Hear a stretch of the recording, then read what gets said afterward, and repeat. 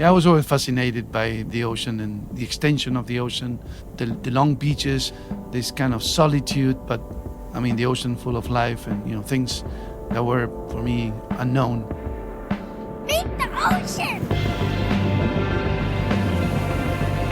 Meet the ocean!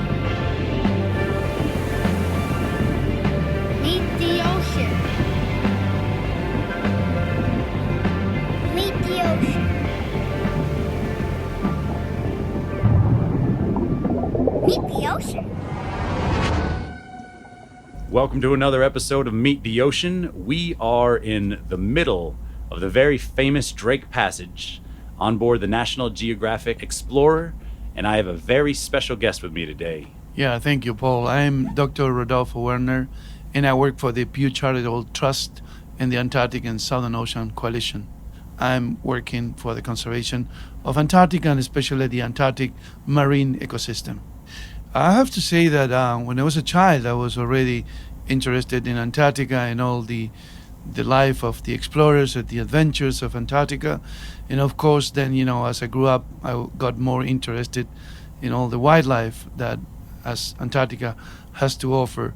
I trained myself and I educated myself as a scientist, as a biologist, as a research scientist, and I used to work on southern sea lions and elephant seals in Patagonia, which is also another special area for wildlife. And so more and more I got more interested in the wide landscapes of Antarctica, and actually I wanted to work on those issues and secure the conservation of this important area. It appears Dr. Werner is being quite humble about his role in defending Antarctica. Anyone who is paying attention understands that conservation efforts are needed in practically every ocean on our planet. But who will make the effort? Who has the time to give or the resources necessary to effect real change? Well, to tell you the truth, more people than you might think. There are hundreds of ocean conservation organizations and millions of dollars being applied to protection and restoration efforts around the world. But let's admit to ourselves that we don't often consider Antarctica in these equations. Sometimes it doesn't even end up on the maps we use to teach our children.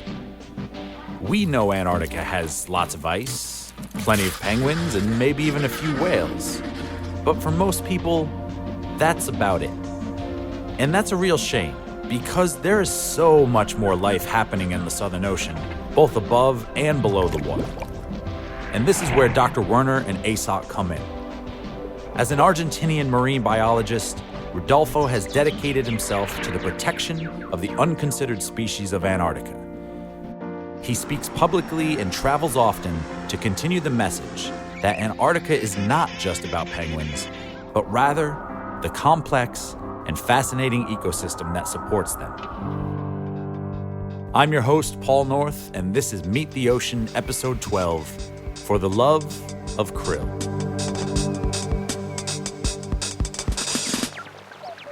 Well, there's that phrase, it takes a village. And that's getting towards the idea that to accomplish something, you need many involved. But when you're dealing with a place like Antarctica, it is a bit of a political jumble given how many countries are involved. So could you lend some perspective on that?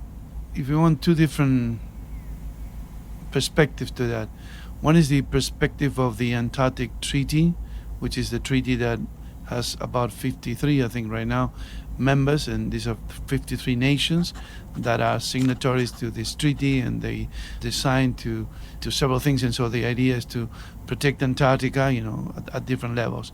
But that has historically was more focused on the land. So since the fisheries began here in the Southern Ocean, that is the ocean around Antarctica, there was another convention that was agreed in 1982, which is the Convention for the Conservation of Antarctic Marine Living Resources. The acronym is CAMLR.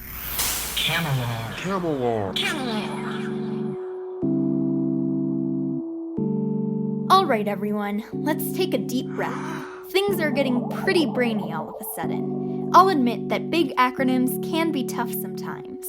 But if you think those are tough, try drafting a marine policy that over 20 member nations have to agree on.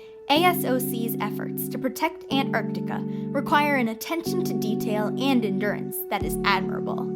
So, to Rodolfo and his colleagues, I say bravo. The Convention for the Conservation of Antarctic Marine Living Resources, or CAMLR, was formed in 1982 in response to the growing commercial interest in the Southern Ocean. Countries from around the world were eager to lay their nets in the water to acquire krill, a small crustacean that you would know a lot about if you listened to some of our past Meet the Ocean podcasts. Just saying. Scientists often call krill a keystone species. And what does a key do? It unlocks things. For instance, krill unlocks the entire food web of Antarctica because everything eats them, including whales, seals, sea stars, octopus, squid, and penguins. Seems pretty important if you ask me. You can call krill a marine living resource if you want. That's the human perspective. I like the penguin perspective, meaning krill are, simply stated, food.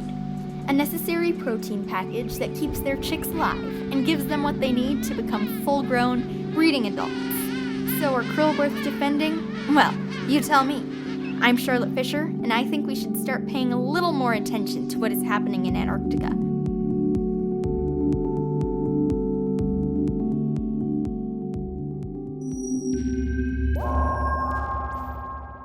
The Antarctic Treaty, as well as the Convention, has 4 different languages that are official: Spanish, Russian, French, and English.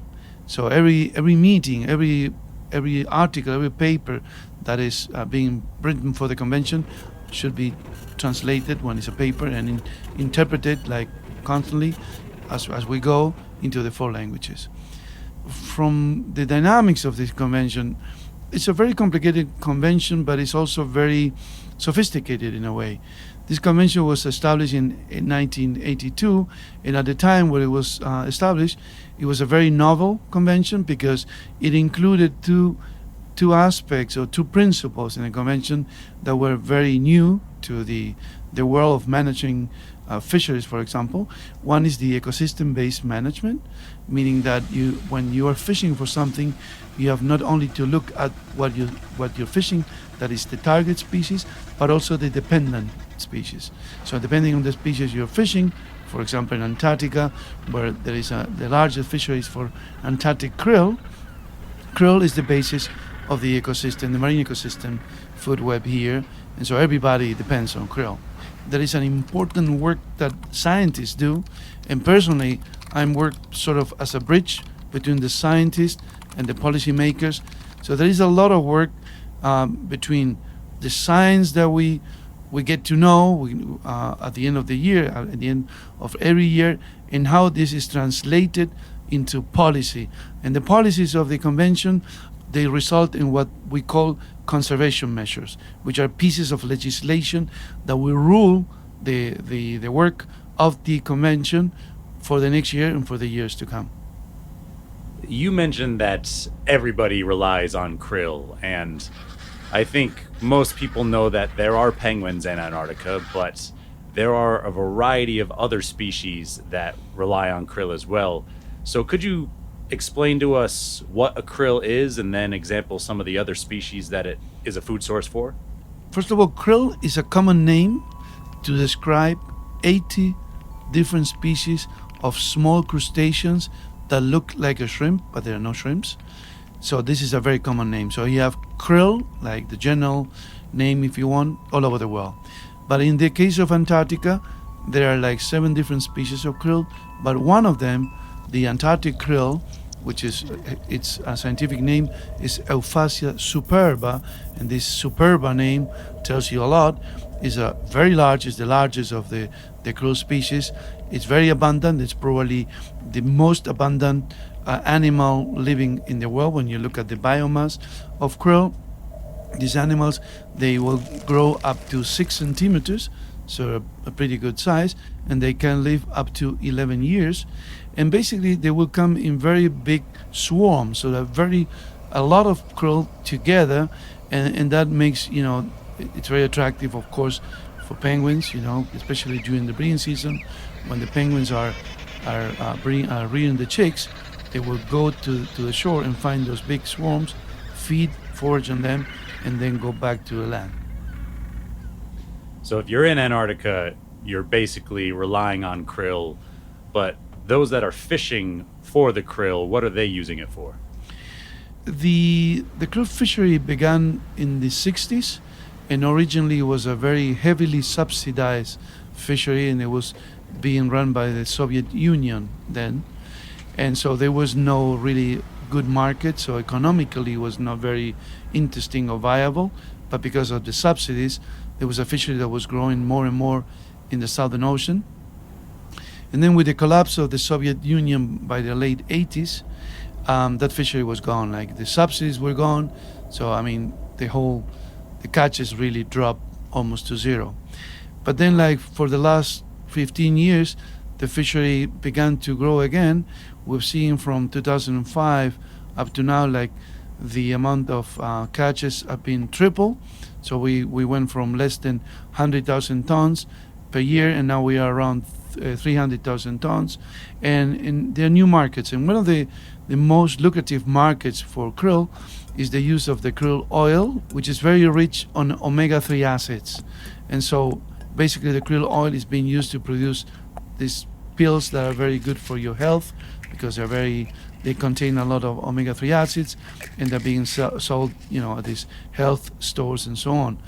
But also the meal, like they will produce meal out of the krill, and that will be used, for example, in the salmon farming as one of the components of the diet of salmon, and also in aquaculture in general.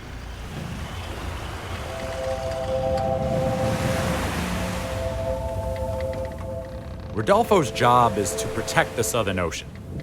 But to do so, he and the other members of ASOC rely on science, specifically the best science available. But let's be fair. Antarctica is huge, and where the krill choose to go depends on ocean currents, wind patterns, and where the algae bloom. With all of these factors involved, the task of keeping track of where the krill are and how their numbers change year to year has an amount of estimation to it. That is probably one of the big problems, to estimate the biomass of krill. First of all, you have to think that krill is distributed circumpolar. That means all around Antarctica. And it's hundreds of millions of tons. So it's very difficult to come to a very precise estimation of the amount of krill. But let's forget that for a second, and let's focus on the area where the krill is being fished, which is basically this area that we just traveled, like the Antarctic Peninsula. There have been some regional surveys in certain areas, but not at the whole area level. So that's one uncertainty, is like how much krill there is there in general. But then the big concern is more related to the fact that the fishery is fishing in a very concentrated way in very specific areas, so very localized. Of course, if you're fishing very heavily in an area that is being used by particular penguin colonies, and especially during the summer, you might have an impact on the availability of krill for those penguin colonies, and those penguin colonies, they might have a hard time in having a good breeding season, breeding success. So it's important not only to have an assessment about how much krill there is in the area, but also have an understanding, for example, how krill moves in the area. One of the big uncertainties is what is called the krill flux. That is, krill not only is being transported by marine currents, like the circumpolar current, that will take krill from one area to the other, but also krill are very good swimmers. So they will swim from one area to the other. When you're doing the management of the fishery, it's not the same if you're fishing something that is stagnant in one place or something that is passing by. So there is a lot of uncertainties, and to add to those uncertainties, you have to think that this area of Antarctica, the Antarctic Peninsula, especially to the west of the Antarctic Peninsula, is one of the areas that have been most affected by global warming. It has been heating more than other places on the Earth, and that produces a retreat in the sea ice. The main food for krill sea ice algae. These are diatoms, that live attached to the sea ice, at the bottom of the sea ice. And this is where, basically krill will graze, feeding on this sea ice algae. The reduction of the sea ice because of the global warming in this area results in less sea ice algae and potentially less food for krill.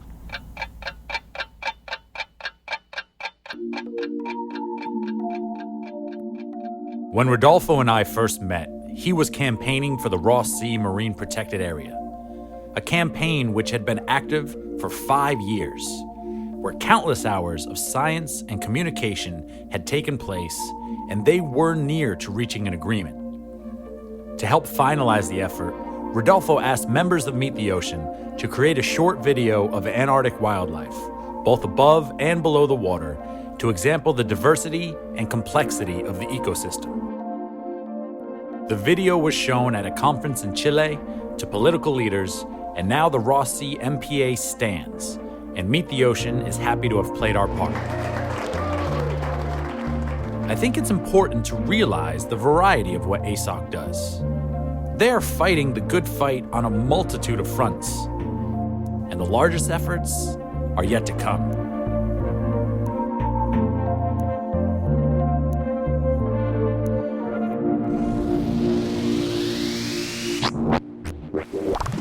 Besides of the management of the krill fishery, which is one of my main areas I've been focusing over years, I've been also focusing in the last 8 years, more or less, on the establishment of marine protected areas. CAMLR, the convention, agreed that they will create a network of marine protected areas. Basically, it is an area that we will set aside where you will regulate or you will prohibit the fishing. So these are areas to protect some biodiversity features. Also, you can establish marine protected areas as reference areas for study of climate change. And so basically these are tools to protect the biodiversity in a certain area. In this area, we're talking about the Southern Ocean.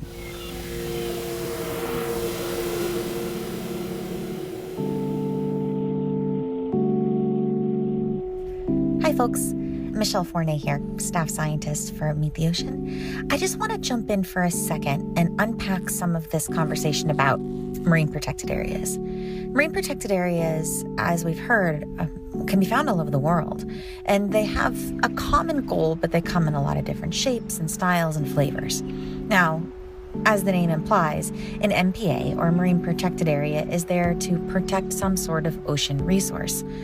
But ocean resources can mean economic resources, like fishing, like krill. It can also mean cultural resources, like a sacred place. These can also mean ecological resources, like animals or coral or even algae, which bloom and produce oxygen that we as human consumers breathe. So it's not really a one-size-fit-all situation as to what it is we're protecting. Additionally, marine protected areas sometimes protect land. They might protect an intertidal area, or as the case of mangroves, they might protect these shallow riverine type systems that are actually made up of salt water and long, intricate organismal relationships. Marine protected areas in function are meant to provide a respite, to give the ocean ecosystem a time to relax, rejuvenate, and refresh itself. So you can have MPAs that are completely no-take zones. What that means is you cannot remove any resources from that area. And then you can have MPAs which are partial take or multi-use zones, which mean that maybe you can go fishing there with your grandpa, but maybe you got to throw the fish back. Or maybe it's okay for you to kayak, but it's not okay for you to take a motorboat. Now here's an important point.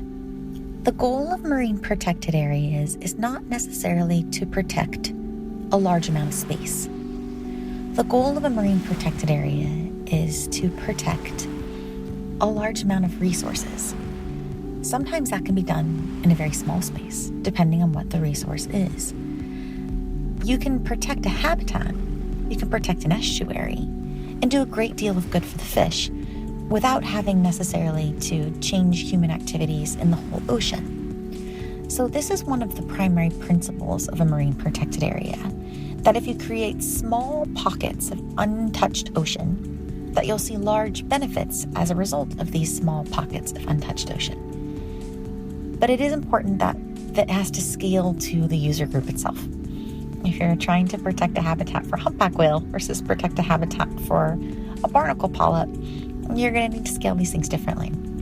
So all of this just adds to the complexity of designing, managing, and using these marine protected areas in such a way that we continue to engage humans with their ocean and also prevent us from taking advantage of what sometimes feels like a limitless ocean resource.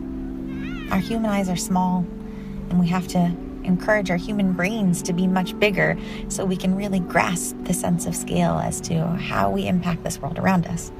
Marine protected areas are an excellent step towards achieving that goal.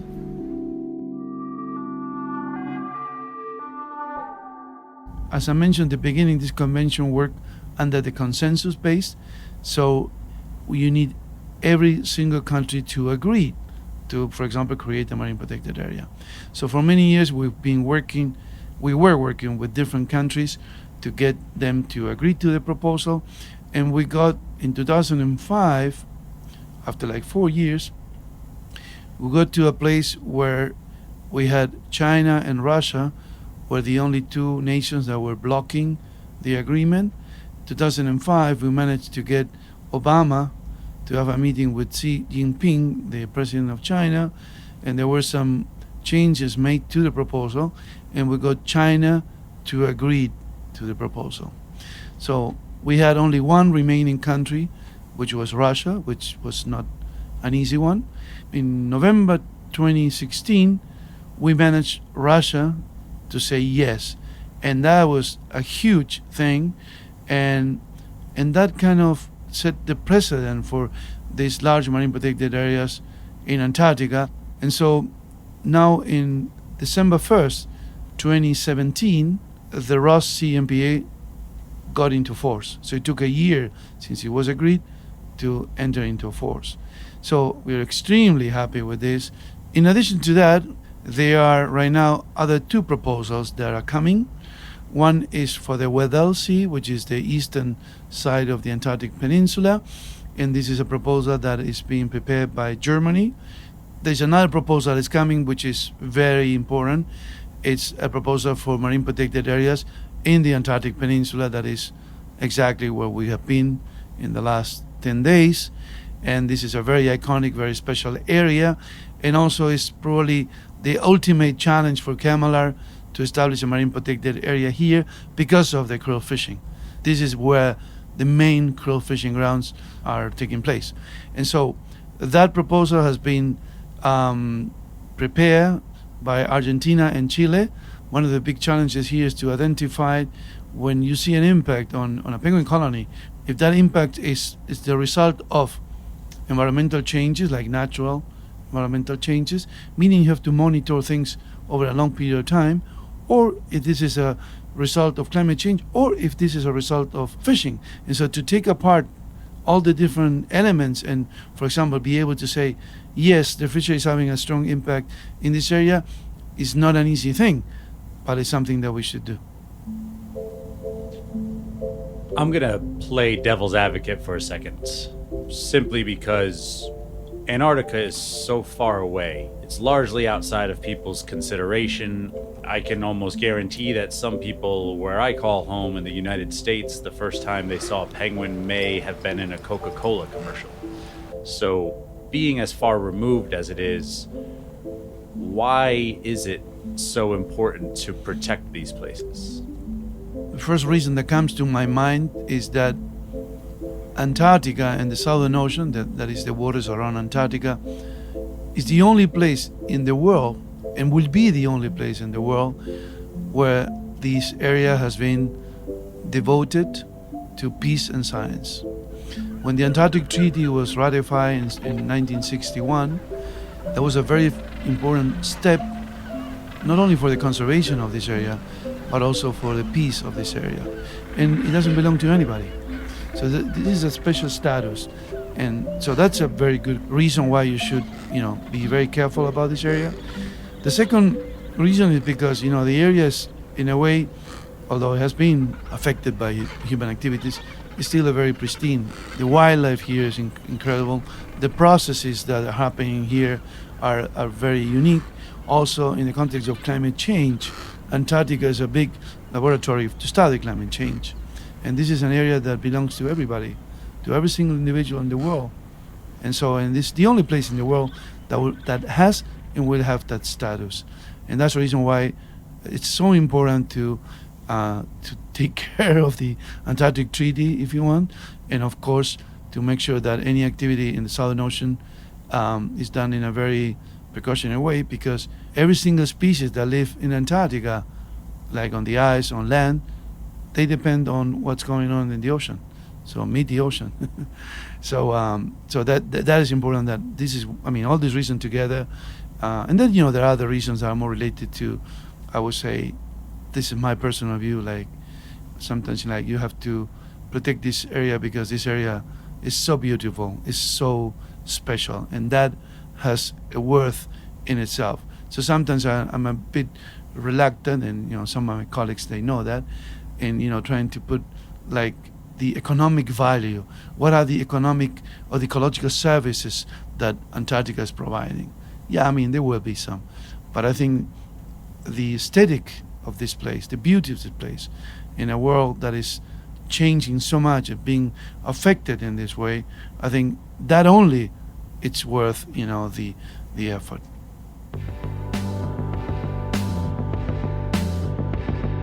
Antarctica and the Southern Ocean are worth defending.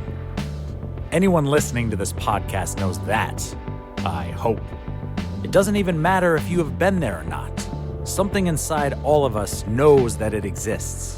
We understand that the white continent has flightless birds raising their young chicks to endure, while whales and seals take in mouthfuls of krill in the surrounding water.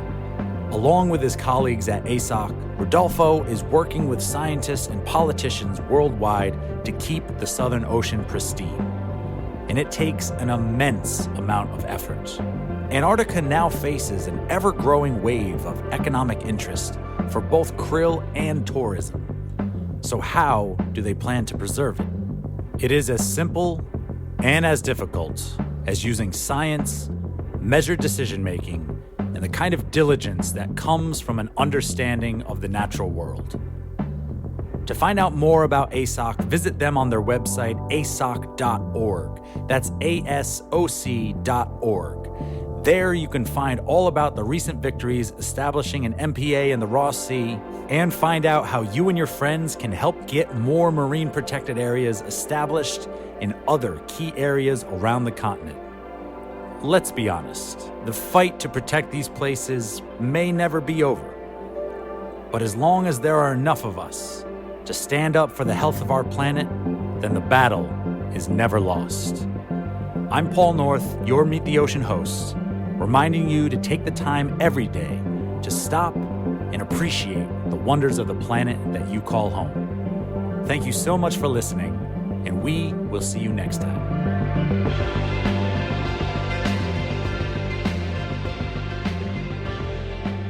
Meet the Ocean is a non-profit podcast sharing stories and science to help educate the public on why a healthy ocean is important to all. If you dig what you heard in this episode and want to hear more, why not sign up for our monthly donation campaign? Even $5 a month goes a long way, and all donations are tax deductible. Follow our daily posts on Instagram for additional content and updates from the field. And don't forget to check out meettheocean.org for more podcasts, videos, and our online store. And if you could, please rate and review our podcast on iTunes to increase the visibility of our educational outreach. It would mean the ocean to us.